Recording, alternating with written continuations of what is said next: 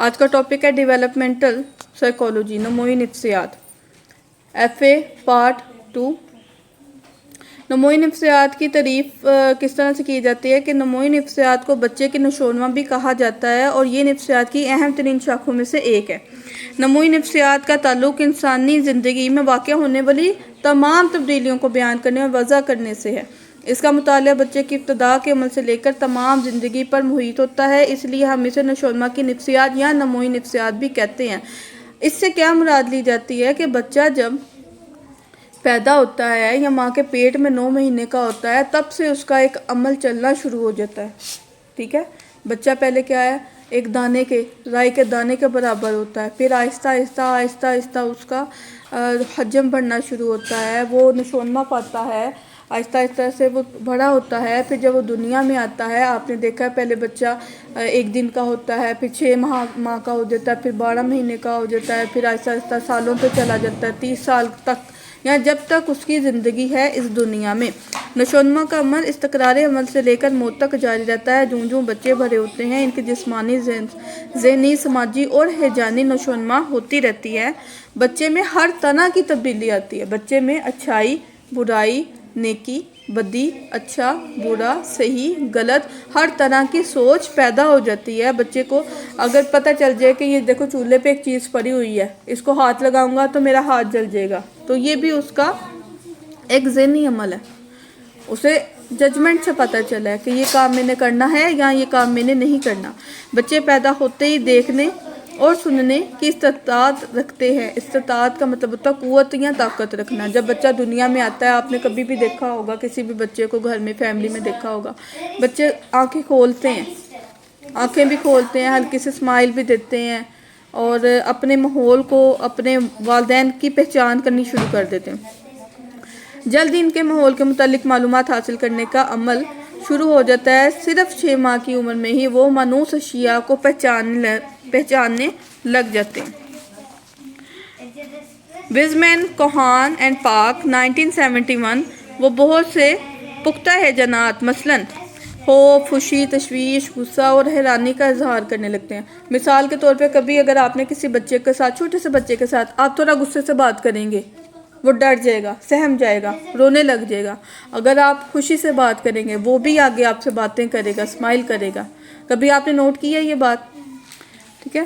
Next, بچے کھیل ہی کھیل میں کچھ دو اور کچھ لو کا سماجی عمل اختیار کر لیتے ہیں اور سمجھتے ہیں کہ لوگ اکثر متوقع جواب دیتے ہیں۔ کچھ لو اور کچھ دو کے اصول کا مطلب ہے شیئرنگ از کیئرنگ۔ اگر ہم بچے کو یہ سکھائیں کہ ہم نے شیئر کرنا ہے، ہم نے چیزیں بانٹنی ہے، تو بچہ وہی اصول سیکھے گا اور انہی کو اپنائے گا۔ لیکن ہم اگر بچے کو بتائیں گے فلاں بچے نے آپ کو اپنی چیز نہیں دی تھی تو آپ نے بھی اسے اپنی چیز نہیں دینی، تو ڈیفینیٹلی جو ہم اسے سکھائیں گے اس نے وہی سیکھنا ہے اور اسی پہ عمل کرنا ہے۔ تو ہم نے بچے کو کیا اصول سکھانے ہیں؟ کچھ لو اور کچھ دو، یعنی sharing is caring. Next paragraph کی طرف آتے ہیں۔ نموئی نفسیات کی اہمیت۔ اصول مطالعہ کی روح سے نفسیات کے ہر موضوع کو نموئی تناظر میں مطالعہ کیا جاتا ہے، مثلا ادراک، آموزش، یاد، تفکر، محرک اور شخصیت وغیرہ۔ ابتدائی درجہ بلوغت کی مافی استعدادیں کیا ہیں؟ کیا بڑھاپے کے ساتھ یاد، آموزش یا کوئی اور ذہنی قابلیتیں روبہ زوال ہو جاتی ہیں؟ ایک فرد کی شخصیت میں انفرادیت کی تشکیل کیسے ہوتی ہے؟ ایسے تمام سوالات کا جواب ہمیں نموئی نفسیات کے مطالعے سے ملتا ہے۔ اس شاخ کا دائرہ عمل بہت وسیع ہے، یعنی ہم جو کچھ بھی سوچتے ہیں، ادراک، پرسیپشن، آپ نے پڑھا ہوا ہے پارٹ 1 میں، ادراک کسے کہتے ہیں؟ کسی چیز کا پتہ لگ جانا۔ پرسیپشن، آپ کو شک ہو جانا۔ آموزش، یاد، تفکر، محرک اور شخصیت، آپ کو ان چھوٹی موٹی باتوں میں بارے میں پتہ چل جائے۔ نفسیات کس چیز کا علم ہے؟ نفسیاتی جو پڑھتے ہیں یا نفسیاتی لوگ ہوتے ہیں، آپ اس کو دیکھتے ہی کسی بندے کو بتا دیتے ہیں کہ اس بندے کو یہ مسئلہ ہے، یہ نفسیاتی اس کو کوئی مسئلہ ہے۔ آپ نے دیکھا ہوگا اکثر بندے کوئی پیر ہلاتا رہتا ہے، یہ بھی ایک نفسیاتی مسئلہ ہے۔ ہاتھ ہلاتا رہتا ہے، نفسیاتی مسئلہ ہے۔ بیٹھے بیٹھے کسی گہری سوچ میں چلا جاتا ہے، یہ بھی ایک نفسیاتی عمل ہے۔ آخر وہ ایسا کیوں کر رہا ہے؟ کیوں؟ اس کے ذہن میں کوئی ایسی چیز بات ہے جس کی وجہ سے وہ ان چیزوں کی طرف راغب ہو چکا ہے۔ نیکسٹ، امریکہ میں نموئی نفسیات کے بہت سے ماہرین نے کالجوں یونیورسٹیوں اور طبی اداروں میں مراکز کھول رکھے ہیں۔ تعلیمی تحقیق میں وہ نہ صرف بچوں کی عمومی نشو و نما کا اندازہ لگاتے ہیں بلکہ والدین کو بھی مشورہ دیتے ہیں کہ وہ اپنے بچوں کے نشو و نما میں کس طرح مدد کر سکتے ہیں۔ کیا انہوں نے رول پلے کیا ہے، کیا بتانا چاہ رہے ہیں؟ وہ یہ بتا رہے ہیں کہ ہم صرف بچوں کو ان کے اوپر نہیں چھوڑ سکتے، والدین کو بھی چاہیے۔ والدین کیا کرتے ہیں، ہم جو جس لائف سٹائل میں رہ رہے ہیں، بات اگر ٹھیک ہے تھوڑی تلخ ہے لیکن حقیقت ہے ہم اپنے بچوں کو فون دیتے ہیں۔ ہم اپنے کام کرنے کے لیے، کچن سمیٹنے کے لیے، گھر سمیٹنے کے لیے، کوئی اور کام کرنے کے لیے ہم اپنے بچوں کو فون دیتے ہیں۔ ہم ان کی تربیت غلط کریں، ٹھیک ہے؟ ہمیں ان چیزوں سے ہٹنا پڑے گا تاکہ ہمارے بچے اچھی نشو و نما پائیں، اچھی ڈیولپمنٹ کی طرف جائیں۔ اسی لیے وہ والدین کو بھی جو ہے ایک تحقیق ہوئی امریکہ میں، تو پھر انہوں نے کہا کہ ہم والدین کو بھی مشورہ دیتے ہیں کہ وہ اپنے بچوں کی نشو و نما میں مدد دیں، اپنے بچوں کی اچھی نشو و نما کریں۔ نشو و نما کس لحاظ سے ہوگی؟ نشو و نما آپ کی تعلیم ہے، آپ کی تربیت ہے، آپ کا شعور ہے، ٹھیک ہے؟ آپ کس طرح سے، آپ کا رہن سہن ہے، یہ آپ کی نشو و نما ہے۔ غرض نموئی نفسیات انسان کی پوری زندگی میں ذہنی اور جسمانی نشو و نما کے عمل کا تفصیل سے مطالعہ کرتی ہے۔ اب ہم بات کریں کہ بچوں کی نفسیات کی۔ انسان پیدائش کے وقت تو اس قابل نہیں ہوتا کہ وہ اپنی تمام ضروریات پوری کر سکے، ٹھیک ہے؟ پیدائش کے وقت تو بالکل بچہ چھوٹا سا ہوتا ہے، اسے صحیح اور غلط کا بھی پتہ نہیں ہوتا، تو وہ اپنی ضروریات کیسے پوری کرے گا؟ جو صلاحیتیں اس کے اندر قدرت نے عطا کی ہیں، اس سے استفادہ کرنے کا بھی ابھی اہل نہیں ہوتا۔ اسے اپنی خودداد صلاحیتوں سے فائدہ اٹھانے کے اہل بننے کے لیے ایک طویل عرصہ درکار ہوتا ہے، جسے ہم کہہ لیں 14 سال کی عمر، 16 سال کی عمر، 18 سال کی عمر، یعنی یہ آپ کی ایک پری میچور ایج ہے۔ پری میچور ایج ہے نا، یعنی ابھی اگر آپ 18 سے نیچے ہو تو نابالغ ہی ہو، بالغ تو نہیں نا، تو یعنی اس عمر میں آپ کو پتہ چل جاتا ہے صحیح غلط کا، کچھ تو آئیڈیا ہو جاتا ہے، آپ ماحول کے عناصر کو دیکھتے ہوئے اپنے اندر کچھ ڈیولپ کرتے ہیں۔ یاد رہے کہ ہم ہر شے کو نامیات یا آرگنائزم کہیں گے جو زندہ دماغ رکھتی ہو اور جس کے بدن کے تمام اعضاء ایک باہمی نظم و ضبط سے مصروف کار ہوں۔ ان کا نظام عصبی بھی اس قدر پیچیدہ ہوتا ہے کہ اسے مرحلہ بلوغت تک پہنچانے اور صلاحیتوں سے مستفید ہونے کے لیے آموزش میں زیادہ وقت درکار ہوتا ہے۔ جوانی کی بھرپور زندگی گزارنے کے بعد اس کی جسمانی اور ذہنی قوتوں میں زوال و انحطاط ظاہر ہونے لگتا ہے۔ یوں حیات انسانی کے نشو و نما اور بلیدگی کے کئی عہد ہوتے ہیں۔ نفسیات کی یہ شاخ انہیں دوار کے دوران رونما ہونے والی تبدیلیوں کا نفسیائی نقطہ نظر سے مطالعہ کرتی ہے۔ اسے ہم نموئی نفسیات کے علاوہ نشو و نما یا بچوں کی نفسیات بھی کہتے ہیں۔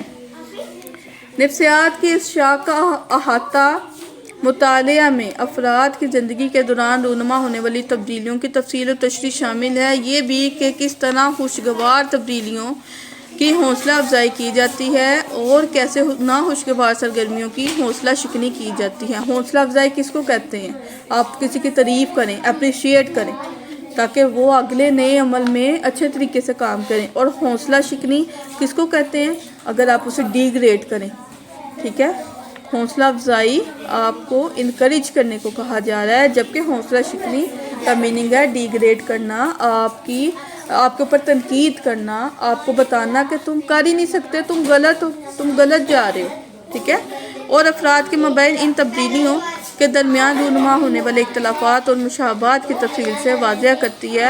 ہرلاک کیا کہہ رہے ہیں کہ ان الفاظ میں نموئی نفسیات کی تعریف کرتے ہیں کہ یہ علم نفسیات کی وہ شاخ ہے جو انسان کے وجود میں آنے سے لے کر اس کی موت تک نشو و نما، پختگی اور عمر کے مختلف ادوار کا تفصیلی مطالعہ کرتی ہے، اور اس کے ساتھ ساتھ ادراک کی معاشرتی اور زندگی کے دیگر تقاضوں پر بحث کرتی ہے۔